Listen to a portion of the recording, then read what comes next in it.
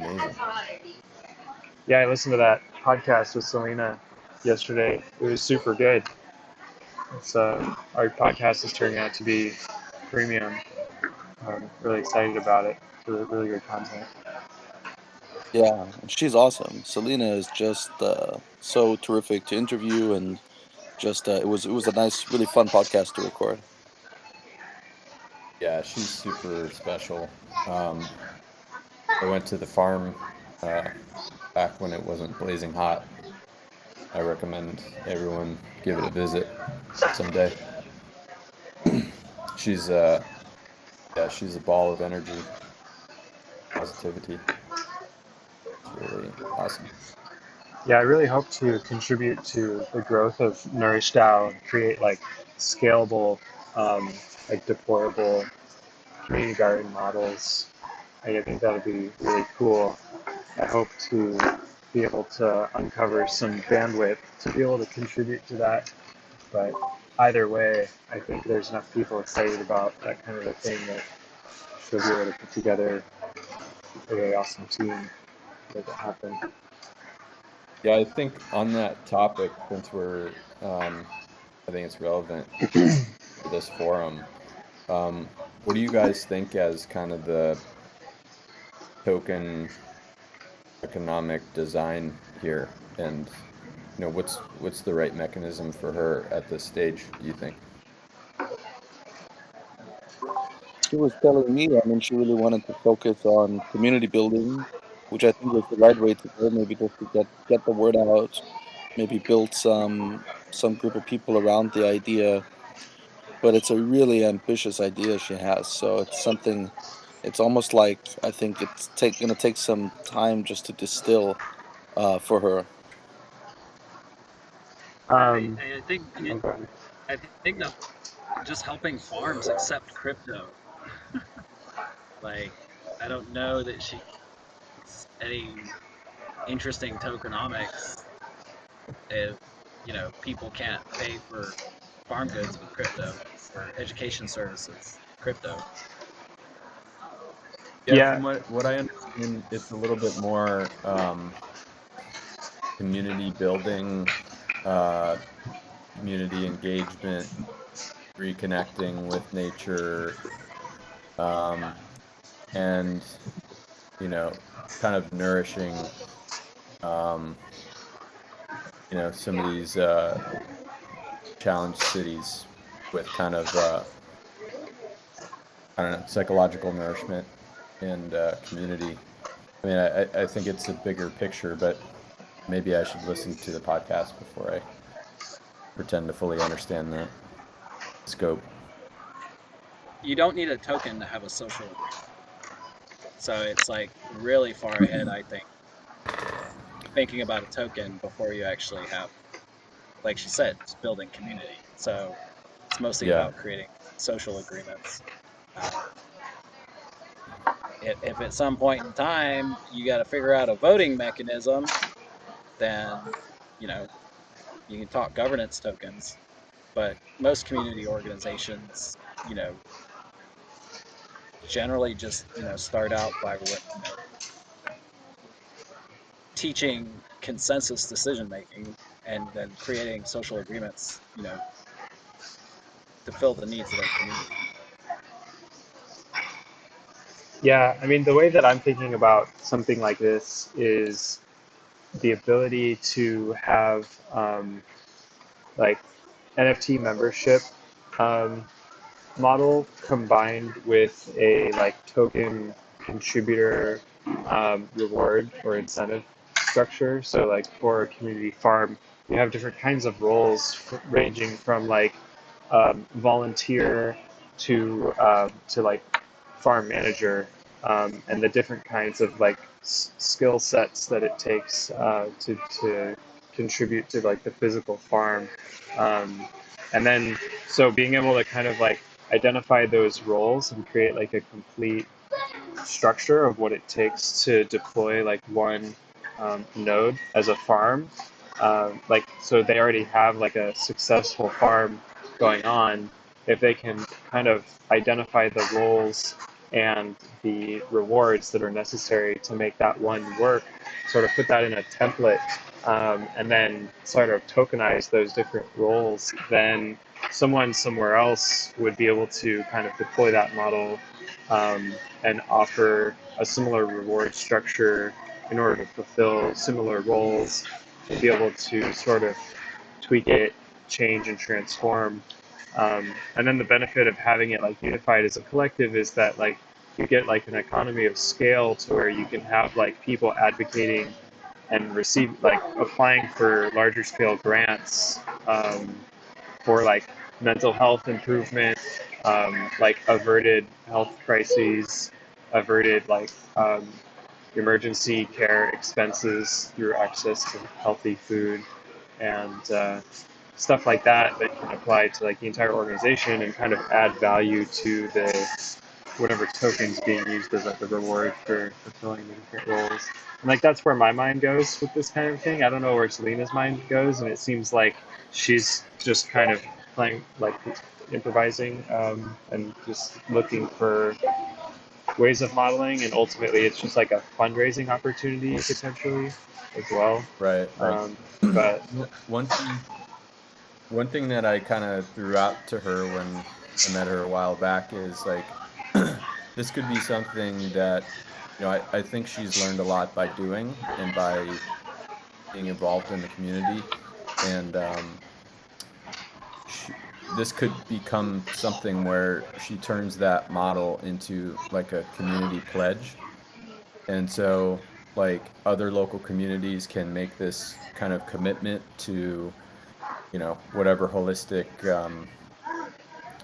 therapies she's doing, whether it's, farming, teaching nutrition, teaching, she mentioned like first aid and things like that.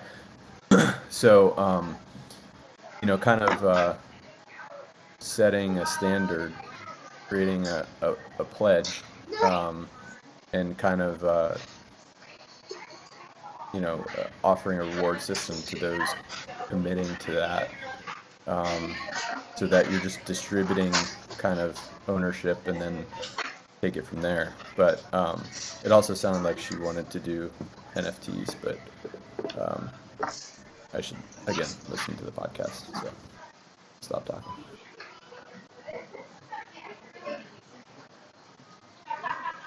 yeah, I mean the podcast episode in particular didn't really go that far into detail about like the Web3 implementation, and I was wondering like, um, Felix, if that's kind of part of your strategy in general to just like not really, talk about it too much and more focus on like the direct impact of the projects.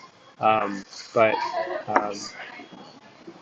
it would be interesting to like hear more detail on like specific implementations of like, okay, why Web3? Like, what does it actually be able to provide for stuff like this? Yeah, that's a fair point. I think where I've kind of landed is really trying to walk this line so that people who aren't Web3 natives can get something out of the podcast, and Web3 people could learn something new. But, for that really granular detail, I think the idea is just, putting, like in Selena's case, putting her info down, letting people reach out if they want more detail, also just to get some more engagement for the guests end. But I've been kind of consciously trying to stay away from getting into like really nitty-gritty stuff because I just feel like I don't know audience wise, I mean, it wasn't so long ago that I was, like a Web3 newbie, and I just think like if I'm giving that information in such detail or asking it, we might lose people. But I think it also depends. I mean, Selena is so early on in Nourish DAO. She doesn't she has she's asking herself a lot of those questions, and so she's not somebody I would put on the spot like that. But certainly, I mean, maybe Mark's podcast, we went into a bit more detail there because Mark is on the tail end and he's fleshed it all out. So we could really talk about, well, what's the value of the NFTs versus not using NFTs for carbon sequestration. So I guess it also really depends on the guest. Yeah, I think it is important to ask about like why DAO, why Web3, and so people can understand like why, like because I think the you know the point is like not only to like understand how they're making impact, but like how they're doing it with Web3 or DAOs. So I think that's good to hear about from my perspective. But I agree that Selena might not have had that answer. So I think she was trying to find that herself. It's almost like, I mean, to be a little bit crass, but it's like, definitely perspective from a lot of angles can just be like, oh, well, look at all this money happening in crypto. And in Miami in particular, it's like gentrifying the space, making things more expensive, pushing people out of their neighborhoods. There's all this like kind of subversion to it all because of that. And I can see how some people would just be like, well, instead of complaining, like, let's just take the opportunity to benefit from all this money in this space and try to get in it. And maybe we can raise some money to do some really beneficial things. And sometimes it doesn't go any further than that, as far as like somebody might not be really that into the ideals or even like at all, but just kind of seeing like a fundraising opportunity. Um, and that might come across the wrong way to some people, but I think that's totally a fine and legitimate way to approach the space, honestly. Um, I agree. I yeah. think that's totally fair. I mean, I think some people are kind of diehards for crypto and DAOs, but I think, there are people that just, I mean, I can think of a couple successful DAOs that are nothing more than just fundraising platforms that don't even have governance. They could easily be Web 2, but they're calling themselves a DAO and kind of cashing in on hype there. Which, I mean, it's I think that's a fair tactic. I agree with you, Michael. But yeah, I mean, I think it's an important question to ask why specifically, and hopefully people would be honest enough to say, well, like we just found an opportunity here. But yeah, I mean, I think on mine it's kind of hard, because I generally don't know the guests that well beforehand. I just kind of do research on them, and if I've had a chance to talk with them and I could feel them out, then I think I try to go a little more in detail. But and I also don't kind of want to make people uncomfortable. So if I'm asking people really specific stuff, and they don't have the answers, then I don't want to put them on the spot per se. Uh, but yeah, I mean, I agree. I think the question of why Web3 in general, and hopefully most answers won't be just because there's money there. Most answers will talk about the trustlessness, transparency, decentralization, is totally fair. Hey, Felix, and also making an asset that's illiquid. NFTs can make those assets a little more liquid. And so that's one of the Uh, advantages. But at the same time, if it's an opportunity to make money and then that money is put towards a good cause, then hey, why not?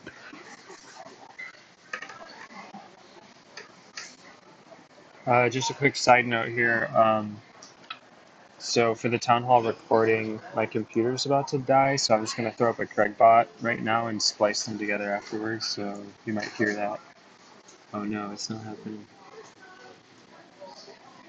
It looks like our Craig permissions are messed up. So Stacker, are you able to throw up a Craig bot?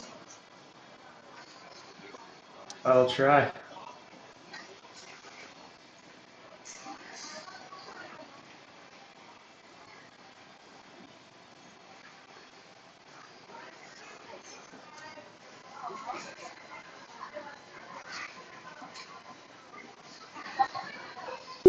Now recording. Nice, thank you.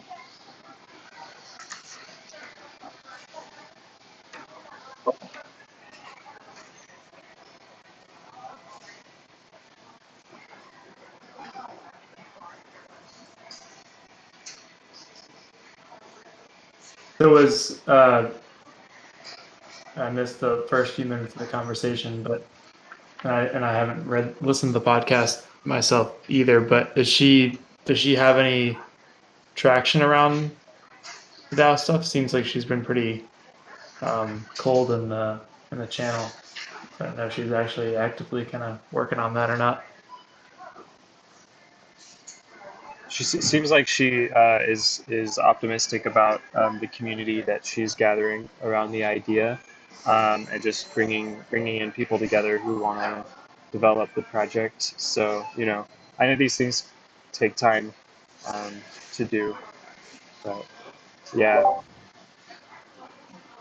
Yeah, a big thing for her too is she's trying to figure out how this will look. She wants to make little pockets all over the country of farms like this, and so trying to think, how could that look? Maybe that might be a local partnership first, and then spread out, or is she going to try to connect with communities, 1,000 miles away and pitch the idea? I think she's still fleshing all that out.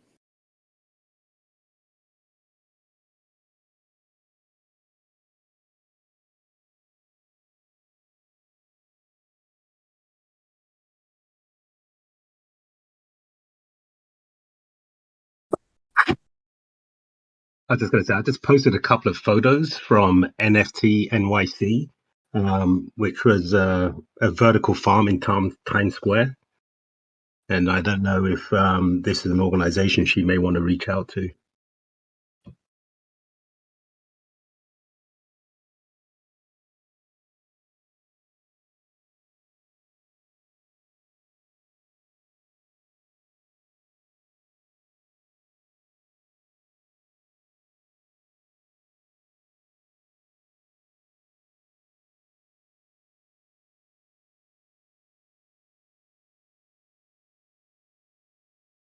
It's an impromptu Zen moment right now.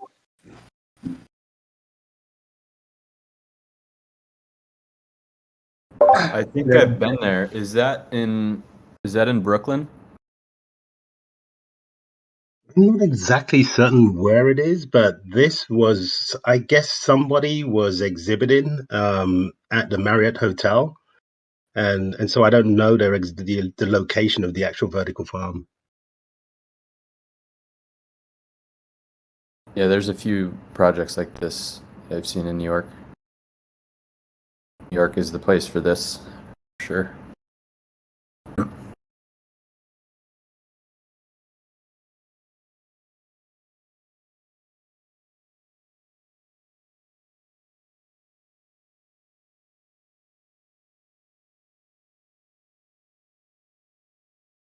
Just to maybe switch topic really quick, but got to thinking about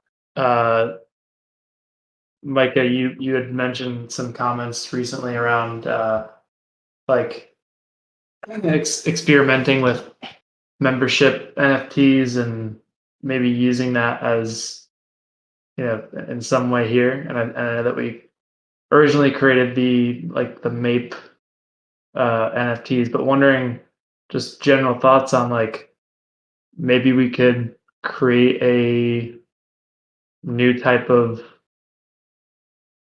NFT type project and have some kind of like governance or benefit from that. Yeah, totally.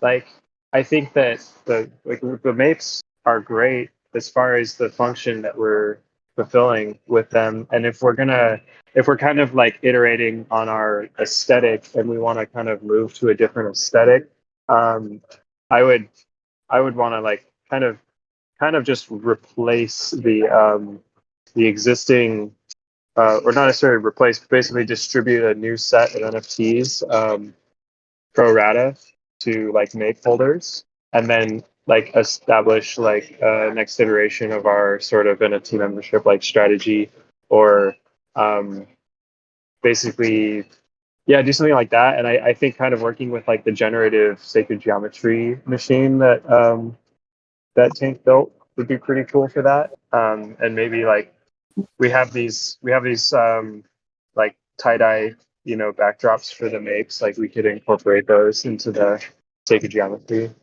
and stuff.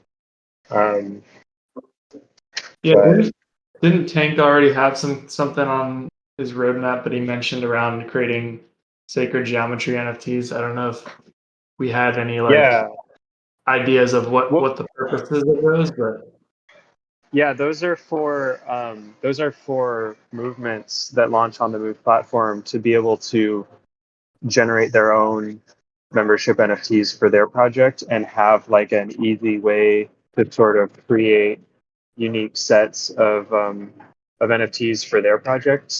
So, I think that we could field test that by employing it in our project first, and then adapting it down the line.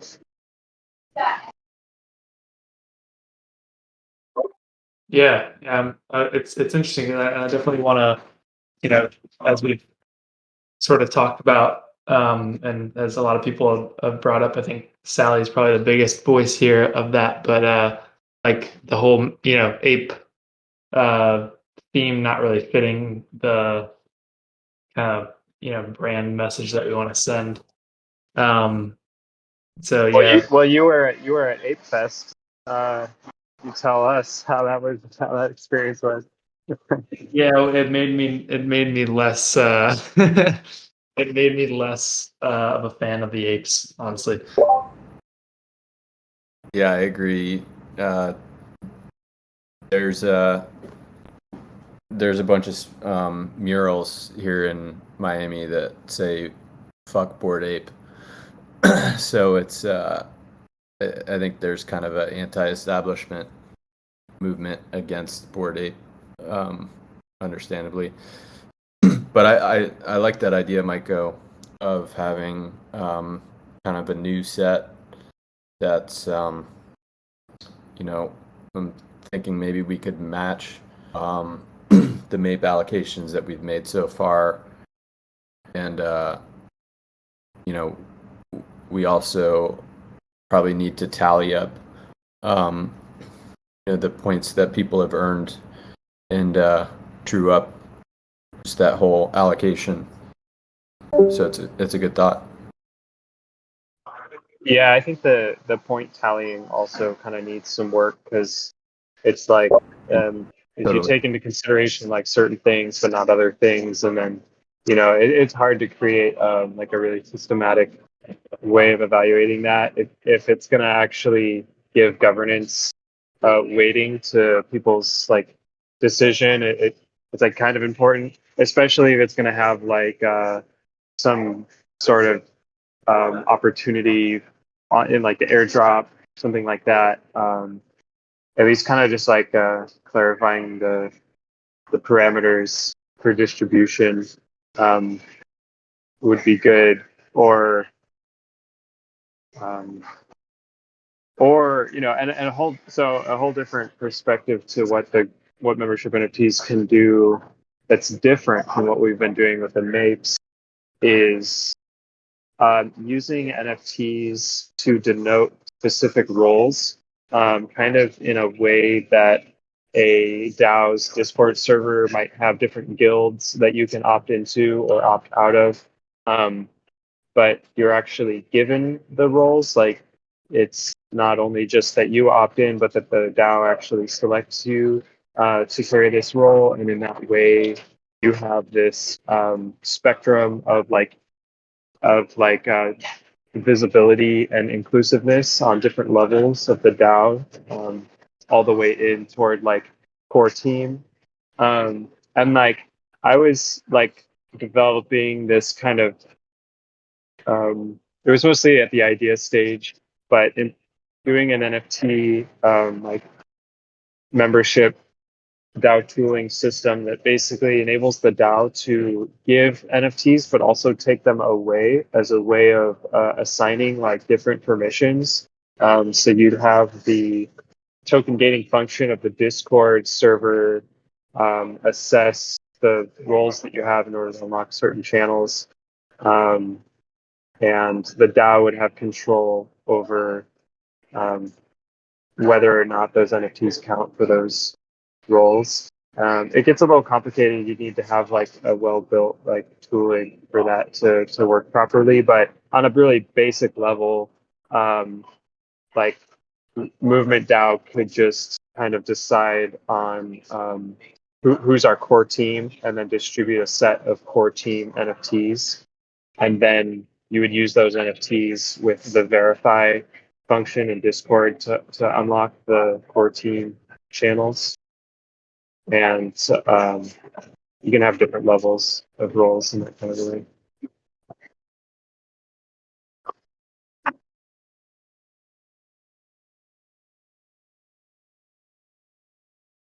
I kind of think of like the whole Web3 work environment as like, it's like if it was a physical office, you'd have a public park in front of the building, which is like meant to be a creative space that like optimizes people's ability to share ideas and co-work, make new connections and like network and create bonding and provide enough infrastructure and tables and tools for people to start building things and team up.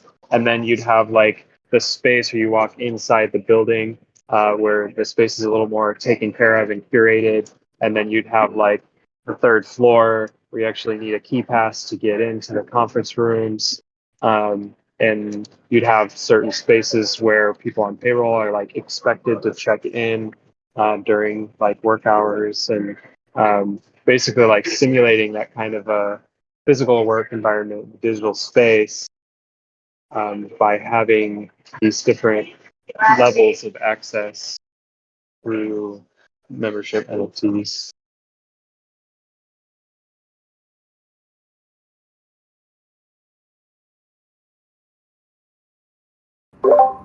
I'm into it.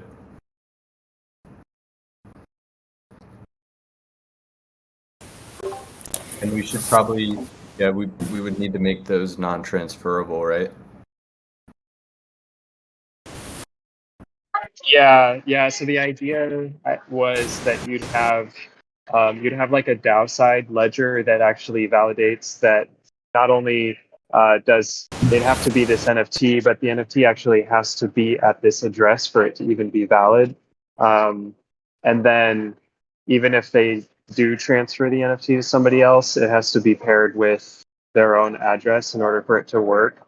And that also provides the function of the DAO like removing that address from the ledger, so that even if they still hold the NFT, but the DAO doesn't want them in the core team anymore, they can remove their address from the ledger. So that way the NFT might still be in their wallet and they can hold it as like a trophy of their participation in the DAO, even if they don't have access anymore.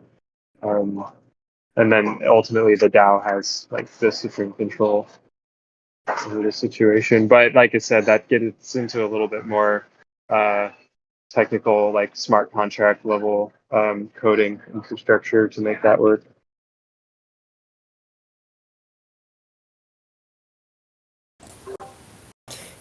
Can I ask a newbie question? How many people do the mapes relate to? Like, how many people have got them? Ish.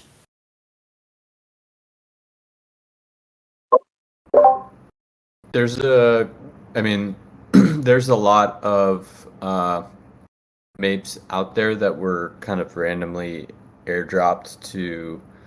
There was kind of an analysis done of the most active DAO participants.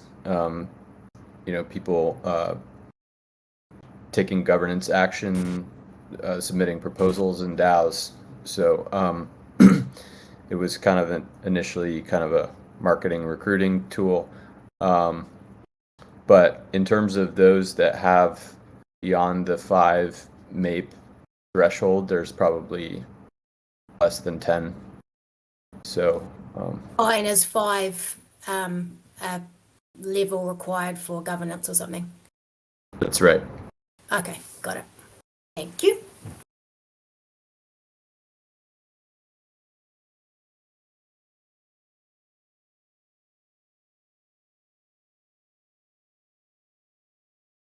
Yeah, I want to maybe just also bring this to a quick consensus vote here, but all in favor of changing the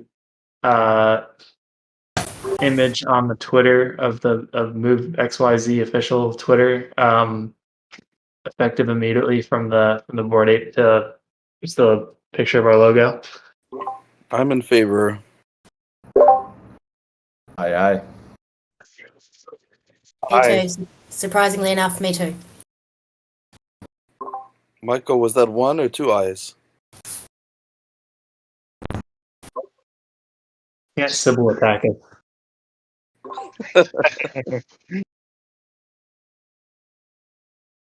Well, I only have 2 mapes, so I guess it counts as 2 eyes.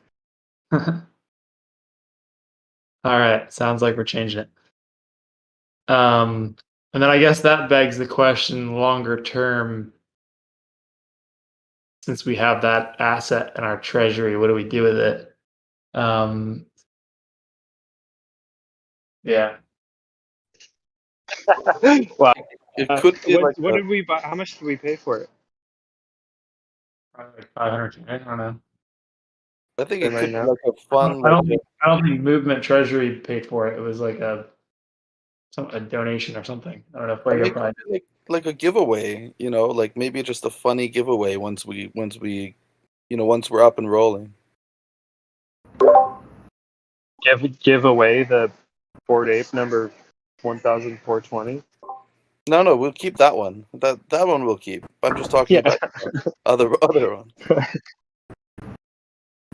Fuego, do you know how much did we buy that, or what's the story exactly? Yeah, it was basically donated. But yeah, I wonder what it's even worth, but we did get an allocation of the ape coins as well. So we have a Bored Ape and the ape coins in the treasury, essentially. But who knows what that's worth at this point. It is 1420, so maybe we can sell it to Elon or something. He loves his numbers. That'd be pretty. Yeah, I mean, cool. it is pretty awesome to be holding it, even if we're not showing it off, And Yep. if we do hold it for the long term, it does display a sort of OG status as far as 5 years down the line. It's like we were really in this at the beginning. There's going to be a ton of projects that are popping up in Web3, but having some claim to fame on being in it early is beneficial in some way. Yep. That's a good point. Looks like the floor on apes is like 93 grand right now. So, but yeah, I don't think there's a point in like selling at this point. Anyway.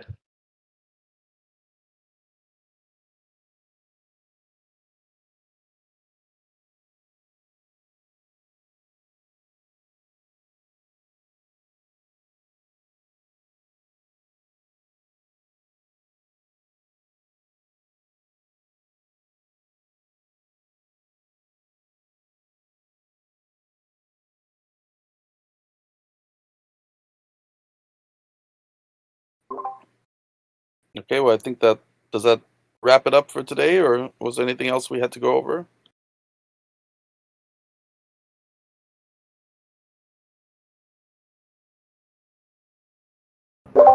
Nothing for me. I think just in general, I don't know if we want to talk like briefly about kind of what we've been thinking around structure and where to have those conversations, and if we want to bring anything up about that now around the DAO and core team.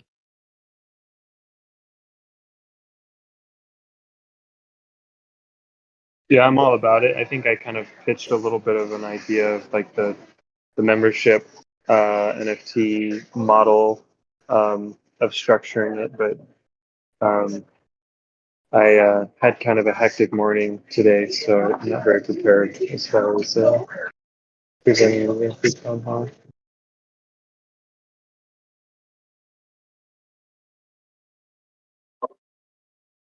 I think we're supposed to be like switching up the Discord channel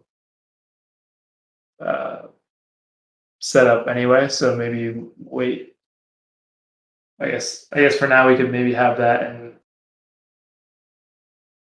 I don't know where would that discussion go? Do we think? Is it in a MAPE gated channel, or is it in general? Yeah, I mean, we have. Did we ditch governance, the whole governance group, or do we still have that? We still have it. Yeah, I think that's where I would. That's where I would go with it.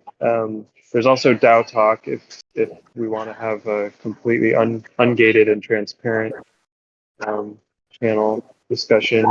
I think it's worth having both. Yeah. Cool. Sally, so were you saying you don't have a MAPE? I was saying that. Okay, so you probably can't see the governance channels because that one is token gated, as far as I'm aware. Or can you see that? No, I don't see anything that says governance. You're right. Yeah. So we just need to make sure that everyone who's supposed to have MAPEs has MAPEs. If we're gonna use the token gated channels the way we want to. Okay, Sally, send me your Ethereum address, please. sure. I'll get you maped up. Excited.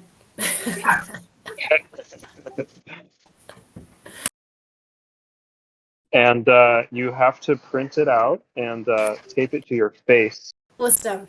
And Yep. yeah, I'll put it so up. when you do Zoom calls, Everyone knows. that's what we want everyone to see. Good. Yeah, Yeah. thanks. Yeah. I'm gonna put it on my Twitter post everywhere.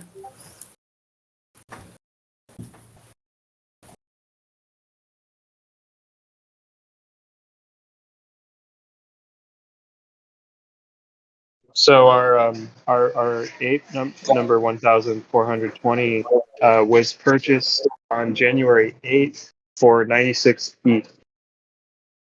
So Ethereum was that might have been They're pretty about much the same as before now in ETH terms. yeah. It's more. But Ethereum was like $3,000 at that time, so it might have been around $300,000. Whoever bought it at that time, and then right now somebody offered 90 ETH for it. That's like the highest offer at this particular moment, which is like 110,000.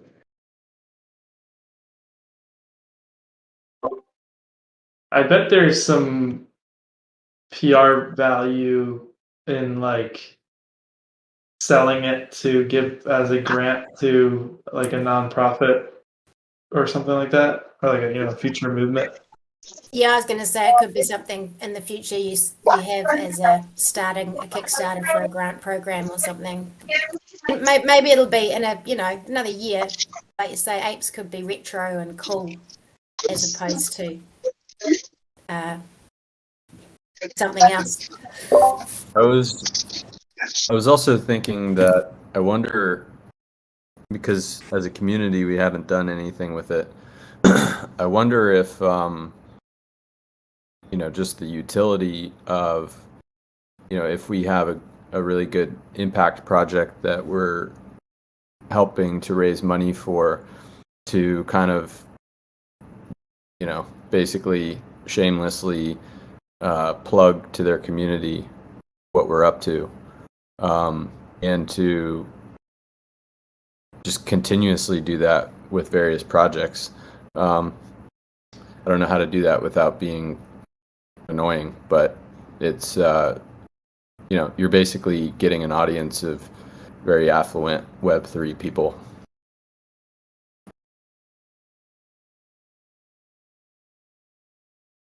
Yeah, I think it has some standing value in that kind of a way, and I would be partial to keeping it for that reason and others. I mean, unless anybody has any really specific, um, thinking in terms of like the value of the ape is going to crash severely.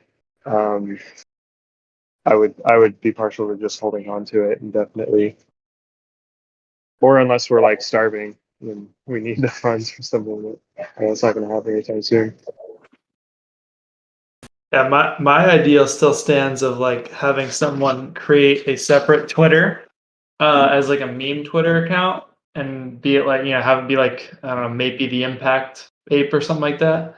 And like just kind of throw like meme or like the regen ape or something like that and like just throw out crazy memes and like the whole refi regen space and kind of be like what's it called? Like satire. I think that's brilliant. I really want to do that.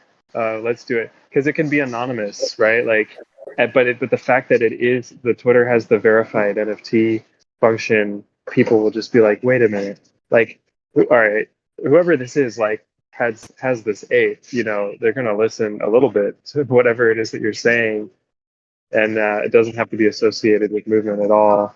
It'll just be kind of like stirring up uh, thinking. That'll be fun. Yeah. Yeah. And we could start up a website, Apes for Good or something like that. Infiltrating ape clubs. Monkeying around.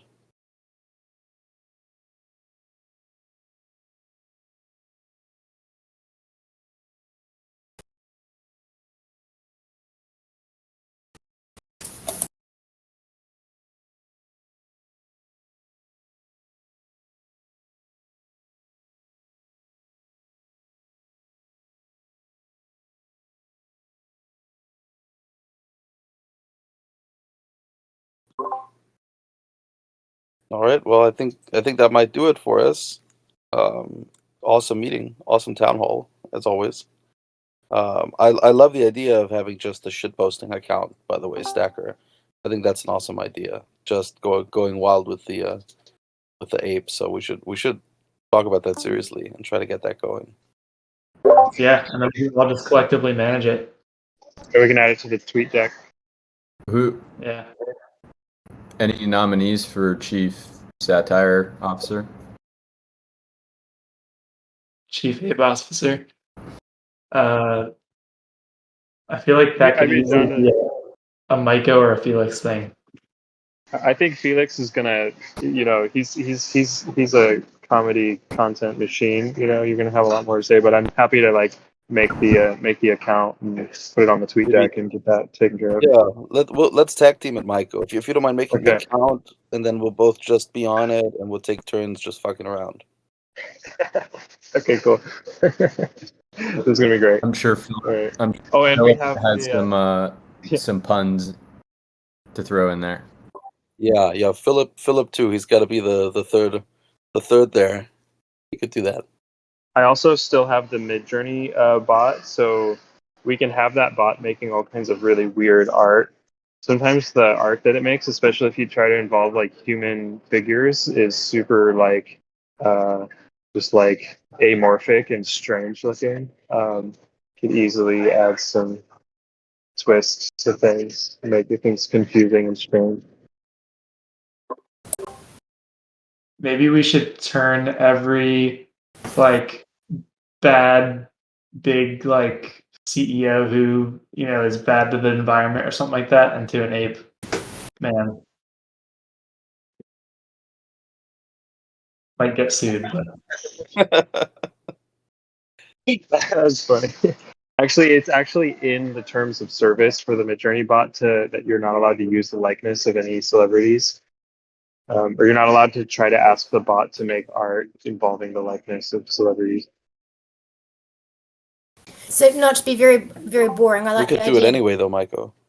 Would the point be to increase the awareness of regen and refi and so forth, or actually drive people to use our platform? Or just something that's funny? both. But I think we probably want to talk about how connected it is with Movement DAO, or if it's more of like an indirect type thing. Yeah. I guess it just if it's I going to think it be. needs to be. I think it needs to be like not associated with Movement DAO. So I Yeah, would not kind of officially. I would avoid linking to Movement DAO in any of its posts, but maybe it can hover around in the posts that Movement DAO makes, or Yeah, like retweets like movement now stuff, but like or like puts fun interjections into like the stuff that we say. but But also equally retweets like other projects stuff so that it's not like disproportionately weighted towards Movement DAO to the where it's obvious who's running it. So then what's the point of it? well, it would provide us Entertainment. well, no, oh, that too. But no, I mean, it would provide us, in theory, more traffic and But if reach we're not stuff. connected to us, how's it going to get more traffic? Because we'd be promoting some of the stuff that we say, commenting within the stuff that we're talking about. But it wouldn't just be only solely focused on that, is what Micah was saying. Yeah. Okay. I guess clarifying the strategy makes sense, because obviously we're holding it. So if somebody wanted to see who's holding the thing, they'd know that it's us. So not being too obscene or lewd probably I don't think that's. But I just think if it's going to take time and a bit of resource, then we want to make sure it has some results as well. Like you're going to have to build that. That's going to have to build an audience to then have the knock-on effect to get, say, 10% traffic from our posts. That posts relate to us, to come to us. So it's just making sure that our effort gets us what we want. That's all. But I guess if it starts now and can slowly build, then when we're in a year or something, it's got a decent track record, a track number. I mean, traction. All right. Well, thank you guys. This was a lot of fun.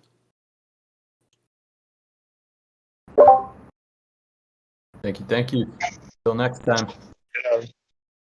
Bye, guys. Take care.